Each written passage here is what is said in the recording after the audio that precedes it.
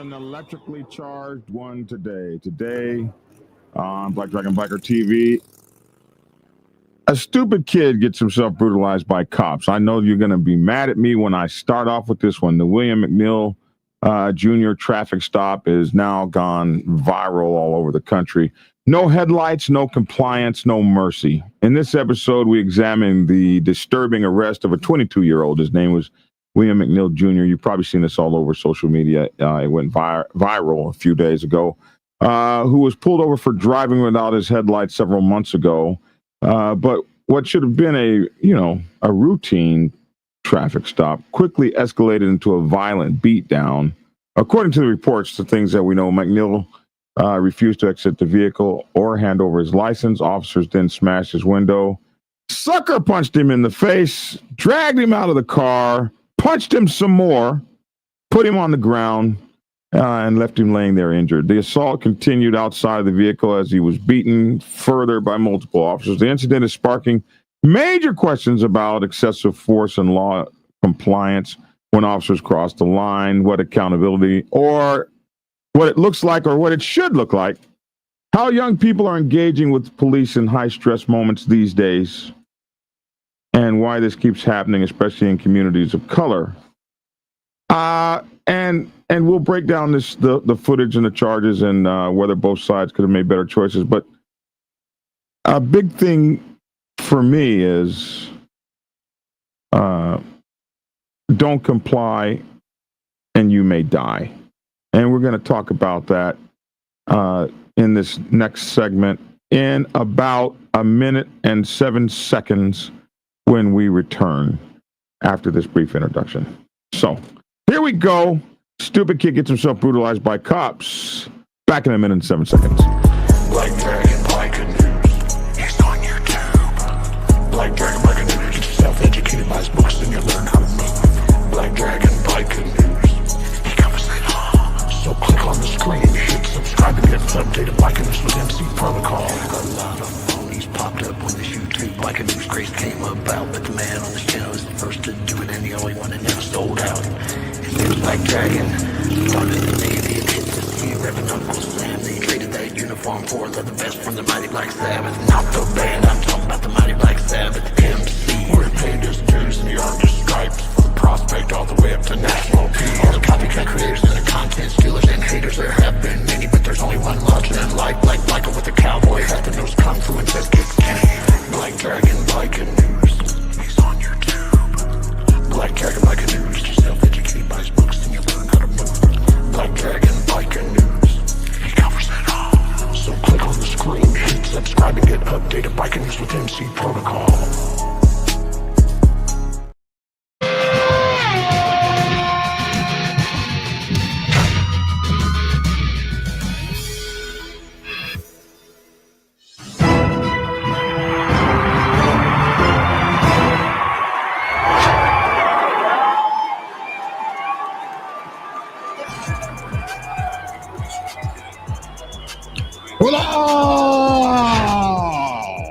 Alrighty then, I'm your boy Black Dragon. Welcome to Black Dragon Biker TV, and I'd like to introduce my co-host, as we are the only motorcycle club MC Protocol channel in the entire world to have our very own doctor in the house, Dr.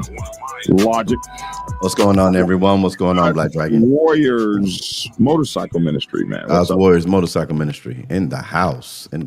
Doing good, man. Doing good. How you doing? We're off of the motorcycle set for a minute. Actually, we're not. I mean, this covers everything, every aspect of life, and hey, and we want to welcome to the channel our co-host, Mr. Lavish T. Williams. What's up, man? What's up, man? What's up, man? I'm ready to jump into this story, man. I already seen the thumbnail, and I'm already on the defense already, man. I told you. Like, look, Lavish. I told him because of what the way he write. I said, man, you gonna get rhetoric from both sides, man. People with the cop, people against the cop. What you mean he's stupid? Okay, go ahead. I know. I'm just when I seen the thumbnail, I'm like, man, I'm already feel some type of way when it comes down to police and police powers and using their powers, man. And then I'm looking at the thumbnail, stupid kid. Why does this kid have to be stupid? I mean, what makes from us looking at this clip of this kid in the car? What makes him stupid? What not makes him scared? What not makes him afraid? What not? I mean, I'm gonna wait till you share the story, but I got a whole bunch of different thoughts, man. Because Okay, I wasn't there. We only can go off of the few minutes that we seen from the video. you need to go out and come back in. Something's up with your. Do you hear that? Hear what? Logic? Do you hear his thing? Come back I don't on. hear anything. I hear him. You don't hear him going. You don't hear that? Mm-mm. I hear it. Okay. I wonder don't hear if somebody anything. else. All right. You All probably right, just don't want to hear me. You probably just don't want to hear me. I want to. You probably just don't want to hear me. I want to hear you just fine. I anticipated some pushback on that. So here we go. First of all, let's go look at this craziness, how it happened, man. This is absolutely crazy. We're going to go here to our good man, the good Reverend. You guys know the good Reverend here. Here we go. Action. Authorities in Jacksonville, Florida are investigating what happened during a February traffic stop in Jacksonville, Florida, in which a young black man was punched in the face by a police officer. This is now the viral video William McNeil Jr. posted of the incident. As you can see, an officer shatters the driver's side window before punching McNeil, then dragging him out of his car. McNeil, who was arrested and pled guilty to resisting an officer and driving with a suspended license. But the Jacksonville Sheriff's Department released a body cam video of the incident, saying McNeil received several warnings before that altercation. And in a statement in the arrest report, Officer Donald Bowers says, quote, the suspect was reaching for the floorboard of the vehicle where a large knife was sitting. We should note that Officer Bowers had 5 previous complaints, according to police records. 3 of them resulted in either counseling or a reprimand. Joining me now is William McNeil Jr. and Attorney General of Black America, Benjamin Crump, who is representing him. William, thank you for coming on. I know it's been hectic the last few days, but I thank you for agreeing to come on our show. Tell us what happened in the minutes before you were pulled over. Before I was pulled over, just got in the car, put my headlights on. I didn't even need them on. And put on my seatbelt and drove off on the 19 feet just to get pulled over. Now, Attorney Crump, what does justice look like for you in this case? What is your client seeking? Well, Reverend Al, thank you for having us because this is an important matter. And what William McNeil experienced is what many African Americans experience all across America, and that is being pulled over for driving while black. That is all this is, Reverend Al. All right. So, okay. We get pulled over for driving while black. I've been pulled over for driving while black. You've been pulled over for driving while black. Lavish, I'm sure you've been pulled over for driving while black. Driving while black is something that happens in this country. It shouldn't happen. It does happen. You also get pulled over for driving while biker. You get pulled over for driving while biker gang. You get pulled over for driving while motorcycle. There's all kinds of reasons that they pull us over for bullshit. But it's up to you. It's up to you how that, in many cases, it's up to you how that shit turns out, how it plays out, and whether you're left on the front of a T-shirt or not. This is why I talk about it as being stupid. Let's look at this for a minute. Here are the facts in the William McNeil police brutality case by the newspaper, the Black Wall Street. Access to is the new civil rights. So on the night of February 19, 2025. And so this was a few months ago. 22-year-old William McNeil Jr. was pulled over by deputies in Florida. I believe it was for driving without headlights and not wearing a seatbelt. Now, I think that he was driving without headlights in the daytime. And I never knew that. This is not Europe.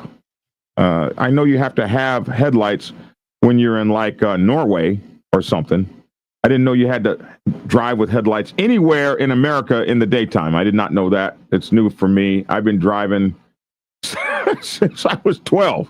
I'm 62 now. But anyway, what began as a traffic stop over an alleged minor infractions, driving without headlights and not wearing a seatbelt, exploded into horrifying display of poor police brutality, captured clearly on video by McNeil himself. His cell phone footage, now viral, shows a white officer punching him directly in the face before dragging him from the car. All of this, none of this talks about maybe what made that happen. The video is unmistakable. McNeil sits in the driver's seat with his hands raised, visibly confused by calm, repeatedly asking why he was being stopped. He was even asking for a supervisor to come. Then comes the sound of breaking glass, followed by fists. The officer leans into the broken window and delivers multiple blows to McNeil's head. I didn't see multiple blows. I got to look at that. Officers yanked him from the vehicle, handcuffed him, and left him injured on the ground.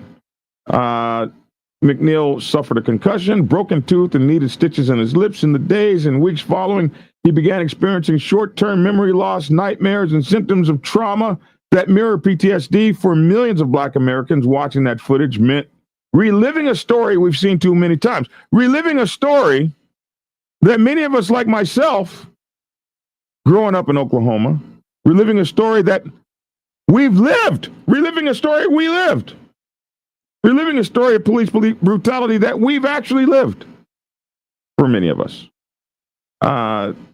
But reliving a story that many of us have seen or heard about too many times, and people as old as I have lived. A young Black man brutalized during a routine interaction with law enforcement. Sheriff T.K. Waters announced both criminal and administrative investigations following, not up until, but following the public outcry. When the video went viral, now all of a sudden, it has become something we need to investigate. It wasn't anything that needed to be investigated before. Officials removed Officer D. Bowers, the white deputy seen punching McNeil, from frontline duty, but he was not suspended. He was not fired. There were no charges. The state attorney's office ultimately chose not to press charges against the officers, claiming they have violated no criminal laws. The paper notes that Florida is a Republican-leaning state.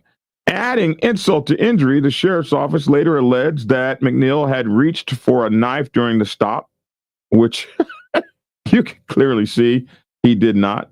A claim not supported by McNeil's footage or police body cam videos. In fact, neither the footage nor witness accounts confirmed the presence of a weapon. National civil rights lawyer Ben Crump and Harry Daniels, who represent McNeil, say officers fabricated that claim just to justify their violence. So why do I call this stupid? Let's go further. Let's look at some other stuff here. Jacksonville residents question Sheriff T.K. Waters at a town hall. So let's look at Sheriff T.K. Waters for a minute. These are his sheriffs, and they have a town hall where he's in it. And I've got this interesting clip here, this interesting clip that we got from Big Lat Vattel, whoever the heck this is. We got this from his Instagram page. Check this out. There are things that we definitely need to look at. But the context of this video... If I can start it again. Action. Saying is, and I know you said that this was not ruled criminal, sucker punching the guy in the jaw. First of all, let me stop you. Not a sucker punch. This is crazy. This is crazy. I want you to see how the police chief, a Black man, stands up for his officers. Check this out. Action. Is, And I know you said that this was not ruled criminal, sucker punching the guy in the jaw. First of all, let me stop you. Not a sucker punch. Exit the vehicle now. Exit the vehicle. I'm not excusing that administratively. I'm going to say that to you one more time. I'm not excusing that administratively.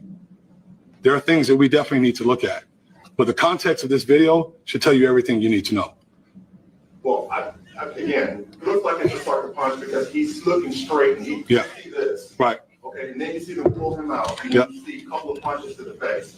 Now, again, I understand breaking the window, but he charged him with resisting arrest without violence. So I saw a lot of violence. I think the public saw a lot of Well, violence. first of all, Eric, don't try to talk the public into what they saw. They just saw the same video as you saw. So what we're doing, what I'm saying is that it is what it is. This is the information that I want to share with the public in context without a short clip. It's very important to do that because it provides a lot of information to the public. And you brought up It's important. Let me finish. It's important for the people to know that you're not allowed to resist a police officer when he's doing his lawful duties. It's been dealt with in several different times. You don't resist when you're doing your lawful duties. You don't deserve to get violated, but you deserve to get what's necessary to get you under control and get you and take you into. Get them under control. Allegations that reached down for the knife. That was in the police report. Where'd you see? What police report did you see that in? In the arrest report for McNeil, that was stated that the officer saw him, reach for the knife that was on the floorboard. The video that was posted to social media, and even in there, did you see that when you're watching? No, actually, I don't see where his hands are. Ah! Oh my God. Oh my God. So the boy was not out of control. It didn't seem that he was reaching for a knife. I mean, I'm like, or a gun or some weed or whatever else they found in the car after the fact. And it's just crazy. It's just crazy how, my father was a police officer. He was, so was my mother. My My father mother was a cop. my father worked Port Authority in New York, and then till he went to the prison. And he told me as a kid, he looked me dead in my eye, and he says, don't trust police officers. And it confused me as a little kid because there he is standing in his uniform. And my father's telling me not to trust police officers. Mm-hmm. So it's not that I just despise all police officers. It's just that when we see things like this happen over and over and over again, and we make excuses, well, he didn't comply. Well, we've seen when people comply and they get shot. Well, he had drugs in the car, but the initial stop because he didn't have headlights on. And even from the police body cam, I don't know if you showed that yet. Or you didn't. The police body cam, when they show cop cars surrounding him because he didn't have his headlights on. And I'm like, well, how many police officers does it take to pull somebody over and give them a ticket for not having your headlights on? Well, if you're a black guy getting pulled over, or a biker with outlaw biker vest on, or any other negative group, if you're a Crip or a Blood or whatever it is that they feel is the targeted group, they pull you over with multiple cop cars. That's what they do. That's what they do. It doesn't take 15 cop cars. I've seen 15 cop cars around one black guy walking down the road just a couple of weeks ago. Because they fear for their lives. Well, they're afraid of something, or they're completely prejudiced, or whatever you want to say. It is what it is. This is Black Dragon Uncle Phil that they've always called me. I'm surprised that y'all are cop kids, man. Yeah, Y'all grew up in the house with the law. I'm a cop kid, and I'm going to tell you this, what my mom told me. And this is what I'm telling y'all. My mom told me, son, I cannot protect you. There's nothing I can do to keep you from coming home a statistic. You do what those MFs tell you to do. You carry it out to the letter. If they say pull over, you pull your ass over. If they say get out the car, you get out the car. If they say put your hands behind your back, you put your hands behind your back. This will not guarantee that you will be alive, but it's the best thing you can do to keep you alive, to keep you to survive. Because if I have to put your ass on a shirt you'll be. And there'll be nothing that I can do about it or anybody can do to bring you back alive. I'm not interested in what's right. What's right doesn't always matter. I'm not interested. You are not going to win any battle on the street with a cop. You're not. What you're going to become is a Black statistic. Dragon. Black I'm not Dragon. done. I'm not done. Hold on. What you're Hold going on, to become just is indoor voice, indoor voice, indoor voice, Hmm? indoor voice, He said you're getting indoor too voice. loud. He said you're loud. Can I get the indoor voice? Am You're I getting too loud? excited. Am I too loud? I'm sorry. I'm motivated by this. I'm motivated. Understand. I'm motivated to keep folks alive. That kid could have been killed. He was beaten. Hey, but He I'm was going off your thrown onto the ground You said stupid kids. yeah, Stupid stupid. kid. To me, it's stupid when the cop says, "Give me your license." Roll down the window. You're required to do that by law. You can't give them shit to get you. You're I can ask for a required. When a supervisor. police officer pulls you over, you don't have the right to ask for a supervisor. Yes, you do. No, you don't. Yes, you do. Yes, you do. No, Yes, you do. don't. You Yes, don't. you do. You do. You do not have Yes, the you right do. to Yes, not. you do. You don't have the right to not comply while asking for a supervisor. Now you want to reword it. I did reword it.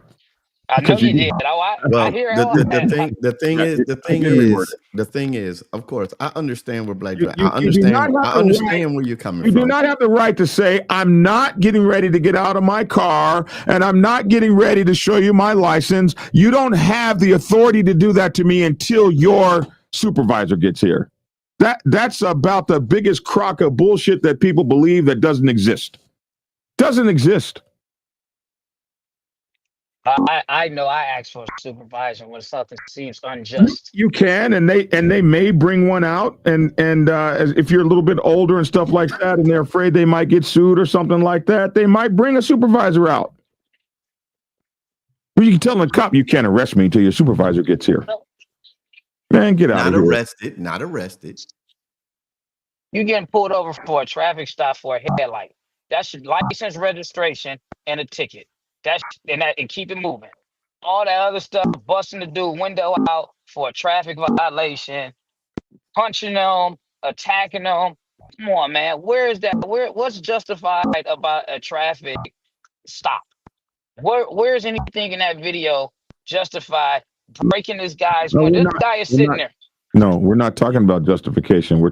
I'm not talking about justification. I'm talking about survival.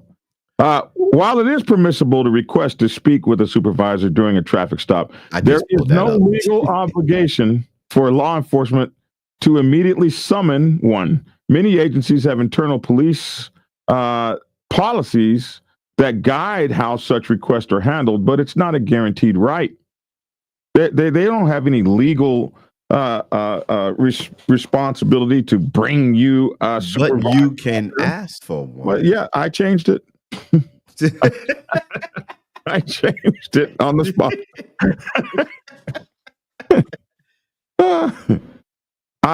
If it's me talking to my kids or grandkids or whatever the case may be, if it's me talking to them, it's me saying, you do what them white folks say do. Oh yeah, if you say that, yes. Hey man, just follow, do what you do, because you at a disadvantage right now. We can handle that afterwards. Let's not escalate. Yeah, no, I would definitely say that. Don't say too much of anything. They ask for it, just give it to them so they can keep it moving, man. Don't piss them off. Just they need your license registration, hand it to them, man. You know, Yeah, I'm definitely gonna tell my kids Yeah, that. We don't need. I'm I'll not say the trying to have same my thing. kids plastered all over the internet. I'll say the Come same on. thing too. I'll That's say the all I'm same thing saying. too. When we That's see, all I'm because saying. there's so many videos out there that's telling people, I don't talk, I don't this, I don't that, I don't this, but you don't see us doing that. That's not a black. That's not black reality. Come on. That's why I say you don't see us doing that. It is what it is, and people can And that's why argue I about say that, stupid but that kids, is the because that's white reality. Hey, a white guy goes and shoots up a entire movie studio, movie theater, killing several people. And the news story is he was arrested without incident. A black kid says, bring me your supervisor. The window gets broken out. His tooth gets broken. He gets knocked out, thrown on the ground, and the shit beat out of him. This is your reality. This is the reality. This is your reality. And if you want to survive it, you better learn how to live it. If you don't like it, vote. So many black kids wouldn't vote. I don't vote. I don't vote. I don't vote. Well, this is the consequence of not voting.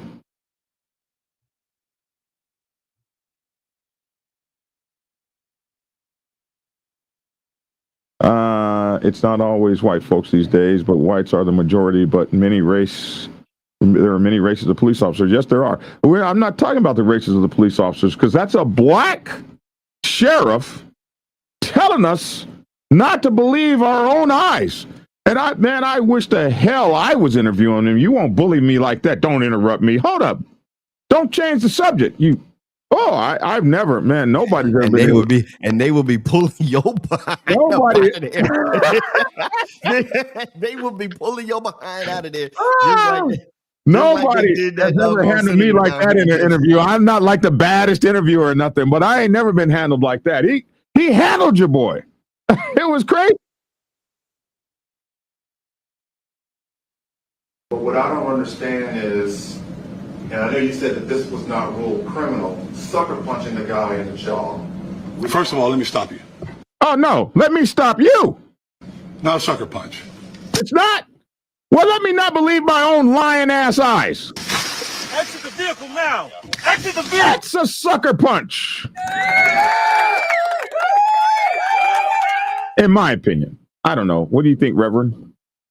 I think that he's blind, and he's gonna play the narrative. He's gonna keep that solid blue line. He's gonna protect the people that's paying him, and he doesn't really care about what the public see. You can't tell me what the public see. Heck, we all see the video. No, don't go there yet. We haven't gotten there yet. Okay.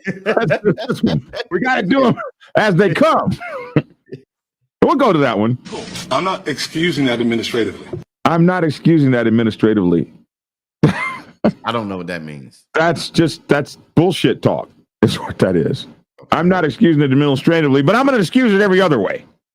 I'm going to excuse it in every other way except administratively, whatever the hell that means. Because administratively, you didn't do a damn thing. You didn't fire him, you didn't put him on leave, and you didn't charge him. You can just punch citizens in the mouth as part of an arrest. Just punch them. We got to do what it takes to do to get them in compliance. Or in control. In control, but how was he out of control? Because you had control the whole time.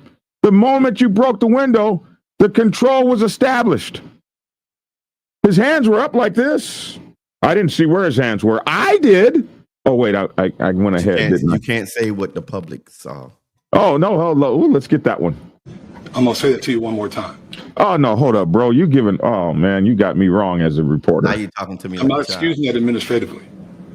There are things that we definitely need to look at. Yeah, like punching a guy in the mouth who is not being violent. You could have just arrested him, taken his hands now and put him behind his back, taking his seatbelt off, which is ultimately what you wound up doing. But cops get mad. They want to punish your ass. So kids, understand this. As part of an arrest, when you've decided that you're not going to comply, as part of the arrest process is a punishment. We saw this during You kids will be too young to remember Rodney King. We saw this during Rodney King. They were so mad that this guy ran away for so long, and they had to expend so much energy chasing him down, and so much of their they were hyped up and everything. So when they get to you, part of it is how dared this kid stand up against my authority. So part of it is the punishment. You're going to be punished for your lack of compliance. So that's why they kick your ass. They're pissed off and they want to punish you. But the context of this video should tell you everything you need to know. It tells most people with common sense what they need to know. Well, again, it looks like it's just like a punishment. So that is part of the punishment. Because I broke your window. You're not resisting arrest or anything. So maybe we want to make you resist arrest a little bit harder. So we start to try to bait you in. I'm so glad this kid was smart enough to stay calm. Because he's looking straight and you see this. Right. Okay, and then you see them pull him out and Yep. you see a couple of punches to the face. Now, again, I understand breaking the window, but he charged him with... And the newspaper didn't help. This newspaper over here said that he was punched multiple times in the face while he was sitting in the car. That I did not see on that video. So it depends on who's telling the story.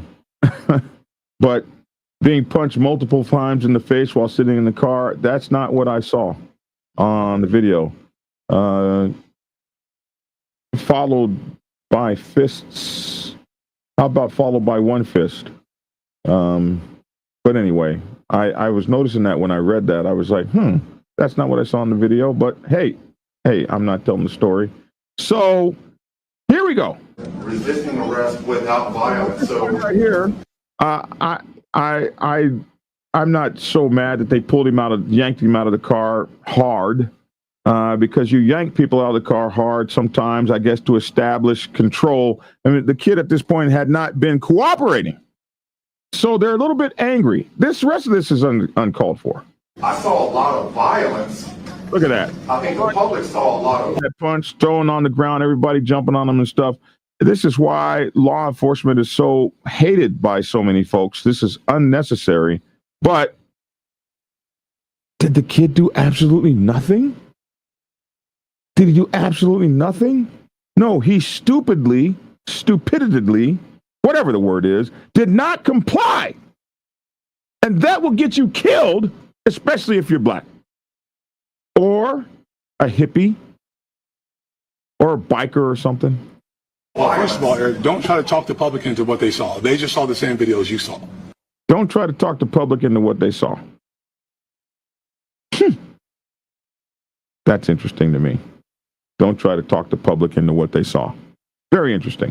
So what I'm saying is that it is what it is. This is the information that I want to share with the public in context without a short clip. It's very important to do that because it provides a lot of information to the public. And you brought up it's important. Let me finish. It's important. In context. What is the context? What is the in context that we're looking at? What is the context? Here's the context. I'll give it to you short and simple. Do what those cops say so that don't happen to you. If you get your ass killed, you're just going to be a t-shirt. Simple. Very simple. Anything else that you want to do, you're free to do it.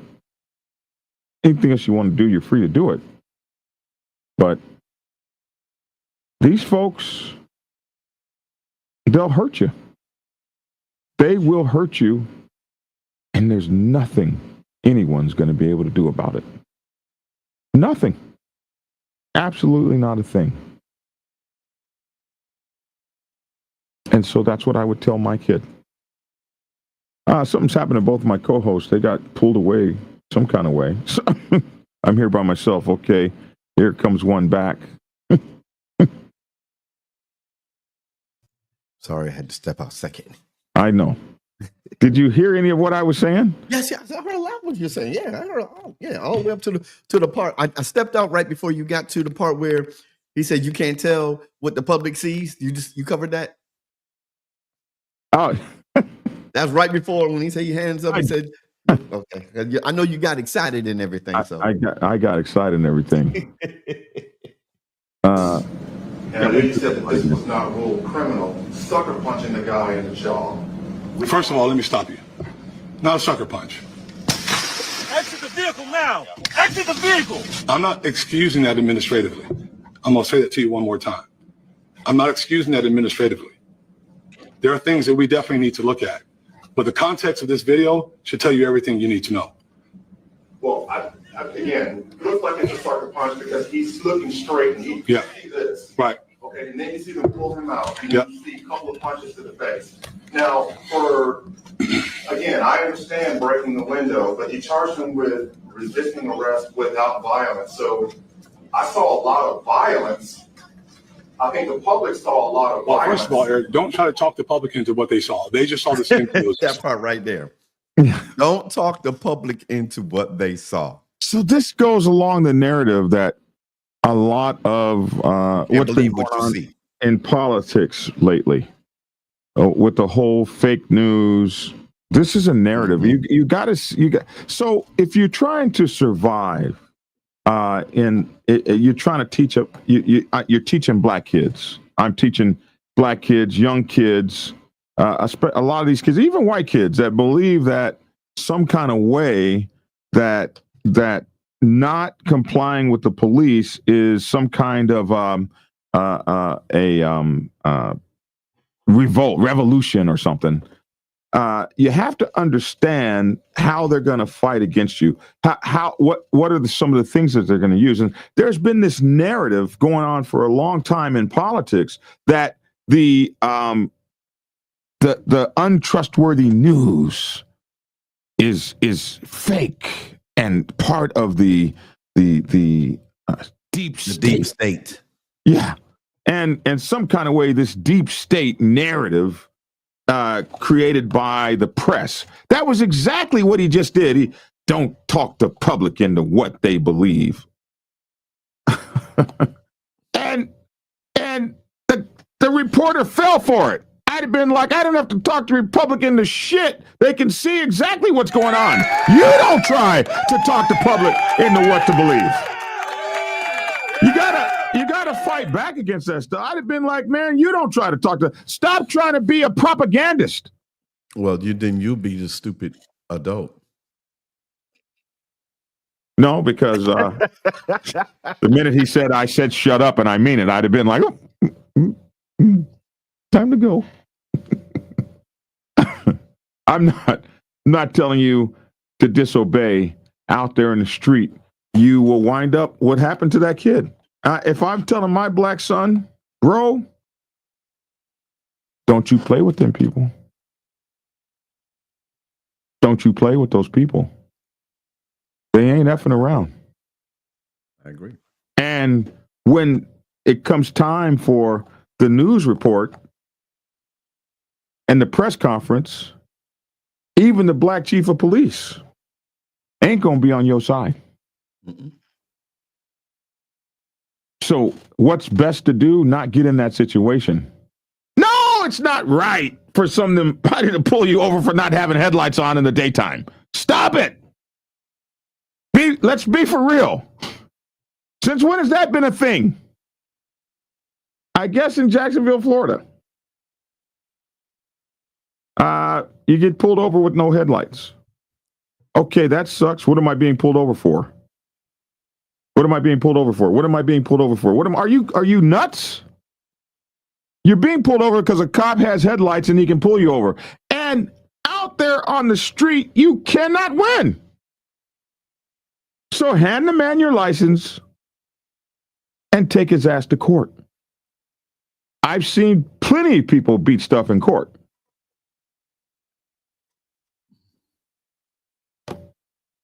Unless, you're trying to win some kind of lawsuit or something. If you survive that pullover, you hope to God you survive it. So what I'm saying is that it is what it is. It is what it is. It is what it is. Information that I want to share with the public in context without a short clip. In context, what are you going to tell me in context? That kid didn't just get the shit beat out of him for no reason? Because the officers were mad because he didn't comply? But we can't absolve the kid from all culpability. You did not comply. And there will be consequences for that. We have to teach our kids that those consequences you might not survive. If you're in the wrong, you're in the wrong. No matter how petty, no matter how bullshit, if driving without lights is something that you cannot do in Florida, in Jacksonville, then make sure you have your lights on. Every single solitary time, make sure you have your lights on. My mom used to say, my dad used to say that, hey, you don't go anyplace without your ID. You don't go anyplace without your ID. Period. End of story. I had a friend who used to get beat if he didn't have his ID with him. His dad would go off. Where's your ID? Where's your wallet? Where's your ID? I don't carry my wallet or ID when I'm exercising. When you're what? When I'm exercising. When I'm doing my when I'm walking around the city. Well, you're a damn fool. I just don't. Well, you should. No. If at the very least I got a spot. All they can do is say, "Do you have ID?" No, I don't have it on me. And you can be arrested for 72 hours. Okay. Oh, but what you say? You can't. If I do not feel comfortable carrying it because I'm walking around my neighborhood, I'm not going to carry it. If you ask me my name, my address, all that, I get that to you. But I don't have my ID. If you're going to arrest me, let's go to jail. Bye. Well, okay. No, they arrest you if they cannot identify you. When you give all your information, I do not believe there's a law that you have to carry ID. You just have to identify yourself if they ask you. You could be right. Like you said, not in Texas. I don't have to carry my wallet and my ID everywhere I go. Generally, you cannot be arrested solely for not carrying identification in public. However, specific situations like driving or being suspected of a crime may require you to identify yourself. So they just immediately say, hey, identify yourself. Failure to comply with police officers' request for identification in such circumstances could lead to consequences potentially. It's the same thing. You need to carry that ID. It's different. That's it says identify yourself. Failure to comply with the request for ID. I don't have it. All right, let's go. So we need to identify you. Well, my name is such and such and such. I live at such and such and such. Officers can ask for identification if they have reasonable suspicion that you are involved in or about to be involved in a crime. Oh, we got a report of a guy that looks just like you. I've had that happen. Okay, let's keep it motorcycle. When I bought that let's not keep it motorcycle. You ain't got no rights. No, watch this. When I bought that V-Ride, I had the dealer told me there's only 2 V-Rod muscles that has been sold in the Metroplex. You have the second one. So when I roll through this little town that I'm in, I get pulled over. And the police officer looked at me and said, "You wasn't speeding." I said, "Okay." So I'm trying to figure out what am I getting pulled over for. He said, "I've never seen this motorcycle in this area." And I'm like, "Okay." We had a report. I said, if you never seen this motorcycle in this area, you could not have had a report that this motorcycle was stolen. So there's only 2 in the Metroplex. What do you do for a living? I work. Now people say, "Oh, you being smart." It doesn't matter what I do for a living. It's my motorcycle. You want one, go buy one. I didn't tell him that, but at this age, I don't answer those questions. At this age, what do you do for a living? At this age, I'm like, officer, if you have something to write a ticket for, please write that ticket. What we're not fixing to do is a witch hunt through my background. Right. And that's all he did. He was just wanting to know. But I would tell my 17-year-old differently. What? I'd tell my 17-year-old, where you work at? You answer every question. That's what I tell my 17-year-old. I think I do because I'm in the middle. Well, I'm not even gonna say in the middle. I'm gonna say because I'm younger than both of y'all. But I do agree with with that on both sides of what you just said. What you'll tell the younger person versus how you would, you know, respond yourself. I get a little bit of both of I get a little bit of both when I get pulled over by the police or been in that situation. But as you get older, for me, I'm only speaking for me. I don't have conversation with the police, and they don't have too much for me either. Versus when you're younger, they got all the conversation that they're trying to make. To see what angle they can use to find some type of probable cause to go deeper into, a traffic stop. So when you said that you don't have a lot to say, I don't have a lot to say. You pulled me over. Sometimes I don't even ask what I'm being pulled over for, man. Here go my license registration, man. Do you know how you pulling you over? No, just tell me. Okay. I don't have a conversation. I don't want to talk. There's nothing to talk about. Whereas when I was younger, I was more of a man. Why you stopping me? What I do, man? You ain't got nothing better to do. Is more conversation. Now you hitting. They pissing me off. I'm pissing them off, and neither one of us is winning. It's making this shit a little worse, man. You know. I'm just speaking on that just because of what you just said, man. You don't have time to talk. But if you were younger, you'd tell them to answer all questions. Yeah, well, I've been What pulled happens? over in the community, in my community, like right around the corner from my house. Where you going? Where you coming from? Where do you live? You already have my ID. I live at that address. Where you Yeah, I coming don't from? answer those kind of questions, Yeah, man. yeah. I But at don't. this age, I don't answer those questions. at this age, a cop pulled me over and he said, "Well, John," I said, "Well, Barney." He said, "I beg your pardon." I said, "This is a professional encounter. You don't know me, and I'm old enough to be your father. So why in the fuck would you call me John? Huh, Barney? Well, Barney's not my name, and John is not mine. My name is Mr. Bunch to Well, you." John is your name, though. Lavish, and he will be getting his windows busted out, dragging out, drove out the car. Yeah. Maybe so. Man, it's just, man, with years, man, I just learned that sometimes, man, with these goddamn police, with these cop things, man, that it's just not even a hassle, man, of going back and forth, man. Yeah. Even when you know that because sometimes I'd have been wrong a lot. I done been wrong a lot, man. And, I done got pulled over and I know I'm bold and I'm like, I'm trying to, hey, how you doing? What's going on? Blah, blah, blah. I'm trying to talk my way out of this situation because I don't want any problems. I done had it where I done been harassed just because of the kind of car that I'm in. When I go to Memphis and I'm in my BMW, you know how many times I get harassed, man, for being in my car with Michigan plates? And I'm just like, man, what's up, man? What you doing around here?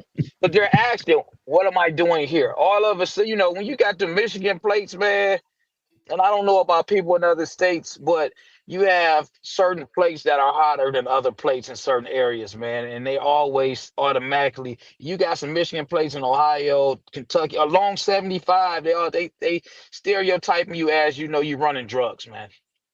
I've had it happen on 75. They pulled me over talking about 75 is the drug beltway. What? What? No, but that's reality. That's my reality. Going up and down the highway. You know what I'm saying? And being harassed by. I don't even want to use the word being harassed. Being stopped and questioned because of the vehicle that you drive, or not necessarily because of the vehicle that you drive, just because you're getting pulled over, and they want to know who you are, where you coming from. Logic had that experience because they hadn't seen your car. I'd have been stopped like that as well. This is not a familiar vehicle, man. We just want to know who you are. I'd have been stopped in certain subdivisions because of the tinted windows, and the police, hey, listen, we just seen the car, the tinted windows. I just wanted to know just who you were. That was it. And I didn't know how to take it because he didn't come off like an asshole. So I guess the way that you approach a situation makes a lot of difference too, even though you still wonder, man, why you even bother me, dude? But some stuff you can just brush off.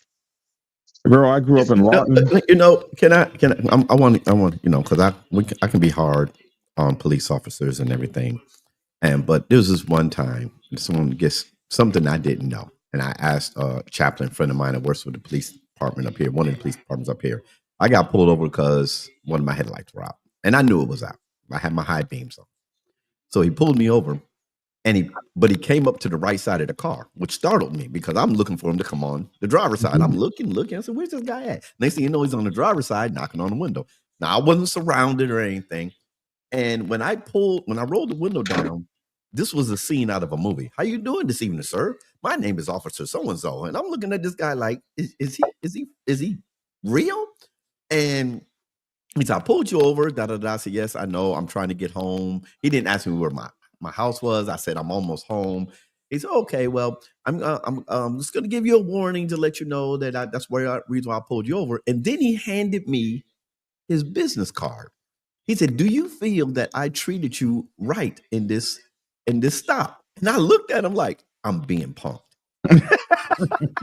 And I said, "Excuse me?" He said, "If you feel like that I have disrespected you or did not handle this stop correctly, that's my business card, and you can call my supervisor. This we do now, state of Texas, according to the Sandra Bland Act." And I did not know there was a Sandra Bland Act. I'm glad there is, because what happened to her was absolutely disgusting. But I don't think all police officers do this. Situation, maybe not, but again, we had a situation in the Sandra Bland case where you cannot pump these folks up. They'll kill you. She wound up some kind of crazy ass way. For those of y'all who don't remember the Sandra Bland case or don't know about it, a young black woman was pulled over by the police. He asked her to do a couple things and she said no. I think he asked her to get out of the car or roll the window down or whatever the case may be. And when she disagreed, no or whatever she said, this guy went straight to, "Okay, you're under arrest," and blah blah blah. It was absolutely crazy. She was an American woman found hanged in her jail cell in Walter County, Texas on July 13, 2015, 3 days after being arrested during a traffic stop. Now, her whole family said this is crazy because I think they originally said that she killed herself. Officials found her death to be a suicide. There were protests against her arrest, disputing the cause of death and alleging racial violence against her. She was pulled over in a traffic stop on July 10th by State Trooper Brian Encina. The exchange escalated, resulting. This doesn't really. I hate the way the exchange escalated, resulting in Brian's arrest and a charge of assaulting a police officer. The arrest was partially recorded by dash cam. That really doesn't speak to what really happened. Encina had a history of performing pretextual traffic stops, having issued 1,600 mostly minor tickets in less than 12 months. Jesus Christ. Using the pretext of little enforced minor infractions to then perform random searches in the hope of finding something criminal. He began following Bland in Prairie View, Texas on the afternoon of July 10th when he pulled her over on University Drive for failure to signal a lane change. Very small infraction there. A lot of people don't signal lane change. In a series of events recorded by his dash cam, along with a bystander and Bland herself, Encina spoke to Bland and the interaction became heated. He told her to get out of the car. She refused. And that's the part. That's where it comes. That's where they get you. Because there's a fear factor when you get pulled over at night. He was threatened. Get out of the car. She refused. She was threatened with a drawn taser and the words, "I will light you up." And then I guess she exited the car. After they moved out of frame, he forced her on the ground and arrested her. And then she went down to the jailhouse where she dies 3 or 4 days later. No one even knew she was in jail. So I don't know if she didn't get a call or whatever the case may be. This was a horrible case. So this was a horrible case for a black woman that was ultimately died for not signaling a lane change. Well, what you said about and so now that she's dead, what has happened for her? A Sandra Bland Act? Yeah, that's what she got. I tell my kids that nobody follows. These folks will take you out. I tell my bikers in my motorcycle club, these folks will take your ass out. And all you will be is a Sandra Bland act. That's it. You're dead. You're in the ground. Don't play with these folks. Do what they say do. Period. End of story. You're not going to get into an argument that you're going to win on the street. You're not going to win. They got the Army, Air Force, Navy, Marines, Coast Guard, National Guard, and all the alphabets to back them up. Only your recourse is to take that ticket, whatever the case may be, and don't smart off too much. And I've been guilty. I have been guilty. I've gotten angry and smarted off and been like, what you gonna do? And all this kind of shit. I look back at it like, oh man, I done did the same thing. I done got angry. I done got mad. I done squared up with the police.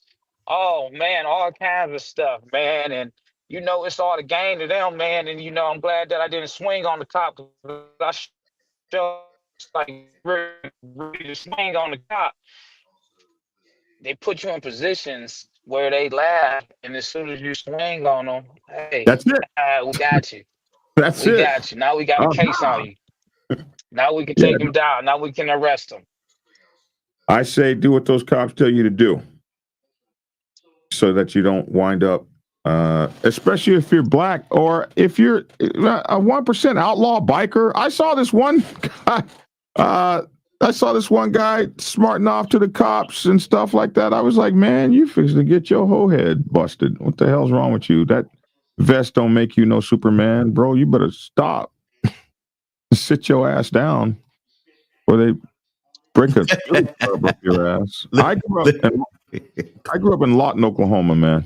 Lawton, Oklahoma was known back when in the 60s and 70s. You had all these Army men down there that were going to Fort Sill, which was a big, huge boot camp and one of the largest artillery bases in the entire world.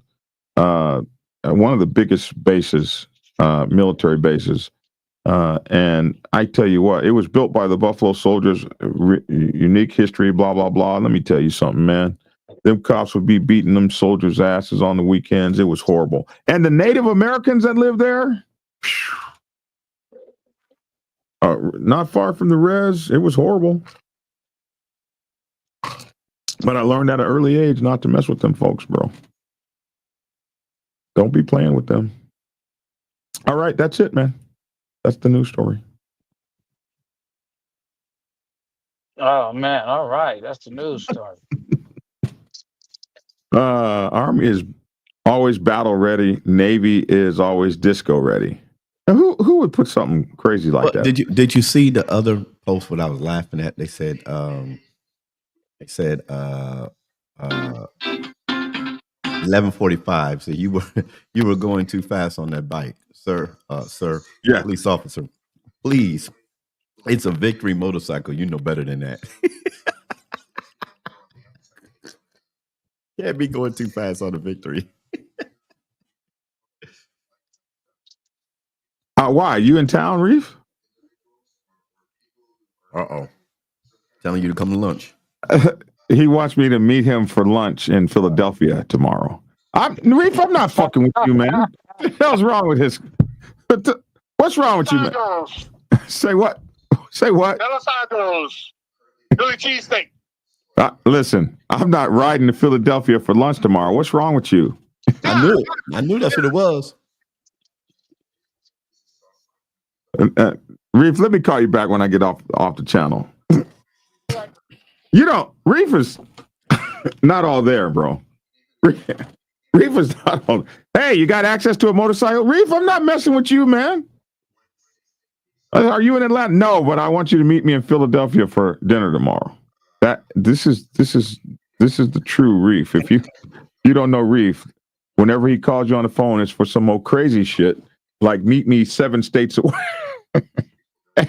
And he's riding there. He will ride to Philadelphia for lunch. That's what he does. From Texas. He will do that. I'm not doing that. Let me right before we get off. We don't have to cover the whole story. Probably cover it next time. But I just wanted to make a comment. Reef had sent me and Black Dragon a post, and it's about young man died on the highway down here on I-10 Saturday. And the cause of his death was motorcycles racing down a major highway. Two bikers were racing down I-10, and truck drivers was getting over, and he clipped one of the bikes. Bikes flipped and everything. Then the truck driver, well, according to the report, ran him over, and then he probably got ran over by other. It was a terrible, terrible, terrible accident and bad loss of life. My thing is, we have a lot of racetracks that are open to the public. I know I have friends that ride sport bikes, and I've seen them flying down the highway myself. They flew past me, and I've called them up. Hey, man, slow down. Because a lot of these highways still have bumps and holes and cracks from the weather in it. And then sometimes you're riding so fast, you never can tell when another vehicle is moving over. Right. So we have to be wise when we ride our fast bikes, our sport bikes, Harleys, whatever bikes you have, when you want to take it upon yourself, your life and the life of others on the highway to race down a major highway. And look at it, wearing tennis shoes, and every time you have a wreck with your tennis shoes on, the tennis shoes come off and your feet get destroyed. Look at that. That's what happens when you ride with tennis shoes, Mr. Tennis Shoes people. Yes, I-10, K. Wayne. Yes. Supposed to ride motorcycles with boots on. That's what happens with your tennis shoes. You know, they're just paper. They just tear right up and leave your feet torn up. If the rest of you lives, you can't walk. Yeah. You don't. This is the scene where that truck clipped that biker and I guess killed him. He must have been flying. Oh, Lord have mercy. Bless his heart. Ain't nothing. I mean, we have, and I'm not saying, you know, I want people to think I care about all people, and there's some things that can be prevented. Up here on the Metroplex, we have George Bush Freeway, and then we have the tollway that goes up under I-635. I-635 is practically empty, and speed limit is 75. I've been on it on my bike doing 75, and bikers will come by me like I might as well just pull my bike over and turn it off. You know, I'm not the fastest thing on the road, and they're flying. And I know a lot of people got mad skills and everything, but it only takes one car to decide to move over without signaling or whatever. It only takes one thing to end the life on the road. Guys, and we have a lot. We do have drag strips and whatever you want to go prove your agility and prove that, you know, I don't know, I don't race, you know, but hey, I just want everybody to be careful out there. All right, man. Appreciate that. That's it for today. What do you got, Lavish? Lavish, T. Williams, what you got? I said I don't have too much of nothing. I went to Cleveland this past weekend for the Mystic Knights 60th anniversary party that they had going on this weekend. Yeah, that was pretty cool. I got surrounded by a group of guys out there, Logic. It must have been them Rough Riders surrounded. Man, the Rough Riders surrounded me, man. He's gonna move that pickup truck, and then you can put it where that pickup truck is. Okay. Pickup truck right behind there. All right. Hey man, one more thing. I'm gonna shout out to Sons of Solomon out there. I met a brother named Bubba up in Syracuse when I was up in Syracuse, and then he ends up down here in Dallas. And me and my boys, we rolled out this Saturday. Met up with him. Met up with another one of his brothers, Rogue. We went out and broke bread. So blessings and shout out to all the Sons of Solomon out there. MC. I don't know how many hours Philadelphia is from here. Maybe I should ride up and meet. Number 9. What you gonna ride what? Drive your car? Logic, you talking about maybe he should ride up there. He won't even ride to the gas station. Man. I tell you what, if I ride up there, are you riding? Yes. Whoa! Oh! Tomorrow, you're riding tomorrow to meet Reef tomorrow in No, I'm not riding Philadelphia. tomorrow. No, That's what Reef does. I gotta redeem myself. I gotta redeem myself from him calling for me to meet him in Cincinnati, and that was only 4 hours, and I didn't even my arm injury. Then he hit me with the you don't have to be on the bike, come in the car. But my life, I ain't even called. My life it still ain't right at that moment. So I still gotta redeem myself for that. So when the next time he called me, I can get hey, all right, bet I'm there. I'm there. Even though Reef, a little heads up, it always work out too. MacGyver Reef wants us to ride up to Philly to meet him for dinner. That is absolutely ridiculous, but that's what he does. So how far is it? Did you say about 9 hours, right? From Atlanta? Man, I would almost do it too. Hey, I'm not trying to ride 9 hours in the sun today. 9 hours ain't nothing. You leave early. Get there early. It's for lunch. My goodness. It's not nothing. I know.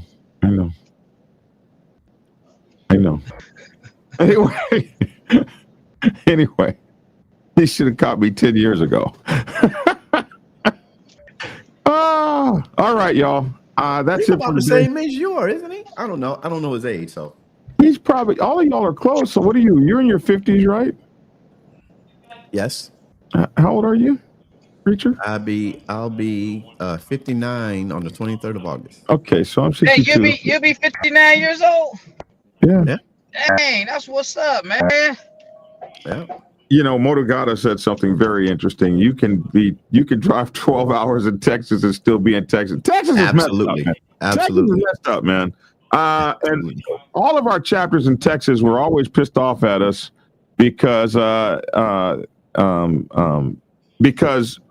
our ride patches were states. So you had to do 5 states in the cold weather to be a Snow Bear disciple. You had to route 5 states in 32 degrees. And the Texas guys would be like, bro, you can ride 5 states in Texas.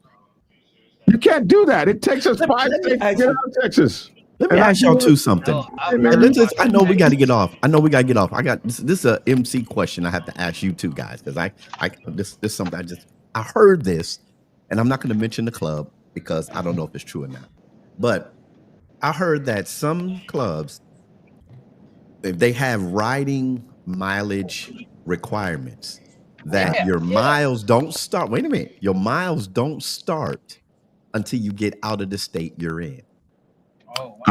Some do that. My club was a little different. We only counted miles one way. So you couldn't ride 500 and then ride back 500 and have 1,000 miles. So your miles, only 1,000-mile ride was 1,000 miles one way. Well, I heard that. I said, well, man, that sucks for clubs in Texas. Yeah. No matter what, 300 miles to get out of Texas. No matter what your riding rules are, whether your miles don't start till you leave Texas or whatever the case, or till you leave or whatever. No matter what it is, if you got riders in Texas, they're going to always be pissed off at you because no matter what, it's going to be unfair for them. Because Texas is so big, when you start saying, well, you got to ride 6 states, a guy in Texas is looking at you like, yo, bro, really? Because I got to ride 3 states to get out of Texas. You're over on the East Coast. You can hit 6 states in 20 minutes.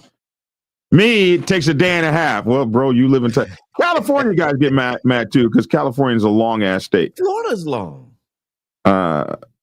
Florida, if you down at the bottom, now I don't know where all the clubs are in Florida, but if you down at the bottom, I learned this. I called myself leaving Key West. I said, yeah, we'll make it up to Georgia today. That's what I said. Lavish. I said, we'll leave Key West at 9:00 in the morning, and we're going to make it to Georgia. I don't know what was on my mind. It was dark, and I was still seeing Orlando signs. I was like, yo, we getting off 7 hours from Georgia. If you're in Orlando. Shit. All right, guys, we got to get out of here. I appreciate you all. Lavish, have a great day. You're can't hear you. Go ahead. Oh, since we've been on this podcast, I did 4 toes, man. I'm starting off my Monday to a good day. 4 toes back to back, man. Heading to the 5th one. Them toes ain't cheap from Lavish. Lavish just made $1,000. Easy.